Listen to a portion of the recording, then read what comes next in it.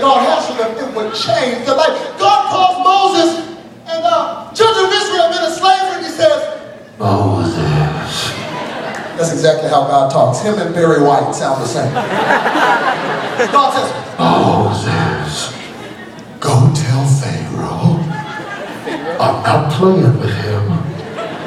You better let my people go. And Moses starts tripping. He's like, God, I got this stutter. She said, I can't do it. God says, Moses, I don't care what you don't think you can do. I'm giving you the power. Go tell Pharaoh, let my people go. An awakening is coming. Moses says, all right. Starts off real confident. He walks into Pharaoh's court, kicks the door open. Hey, Pharaoh, cut the music off.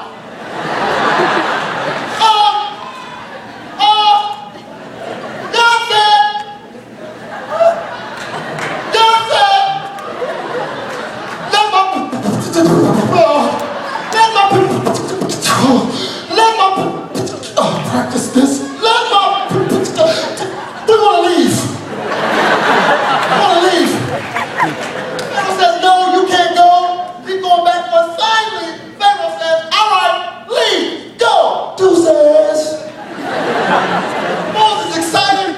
Starts getting the children of Israel together. They start rolling. They're going to the purpose. They're getting excited. They're leaving their past behind. And all of a sudden, as they start going to their destiny, right on the edge, right on the cusp of them going into their promised land, all of a sudden Pharaoh changes his mind, starts sending all of his horses and all of his men after them. They get real scared. They really start running. And right when they get to the place that they're supposed to get to, all of a sudden, put your hands up. They run into the Red Sea. Right on the edge of the break. Keep your hands lifted, see?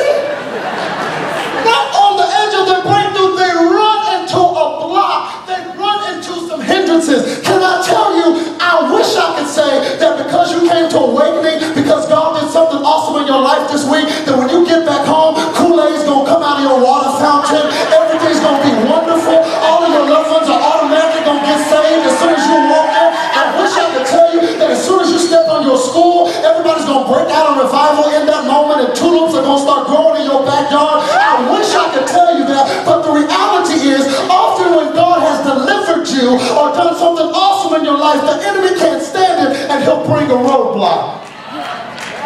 Because he knows the power on what's on the other side of your destiny. They get right on the edge, and here comes a block. So Moses is like, oh God, hello? What's up with this? He's nervous, he's scared, and God is a comedian. He says, Moses, don't be afraid. What is in your hand? Moses says, a stick. God, you want me to whoop these Egyptians with a stick? I knew you was up there smoking something. What is wrong? A stick. God says, Moses, it may seem like a stick to you, but don't doubt what I put in your hand.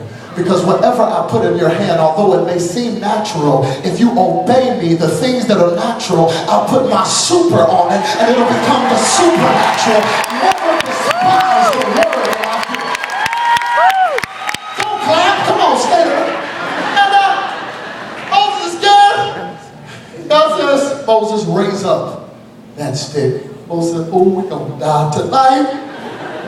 Moses obeys God, he lifts it up, and as soon as he lifts it up, all of a sudden, lean back, roll with it!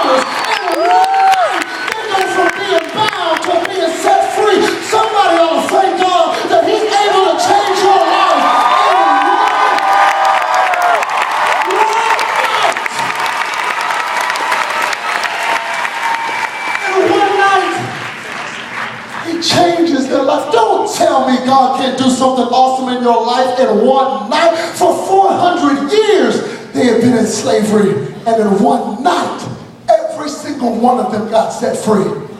Grandma got set free. Dad got set free. Mama got set free. The kids got set free. Little Lassie and the dogs got set free. Hallelujah.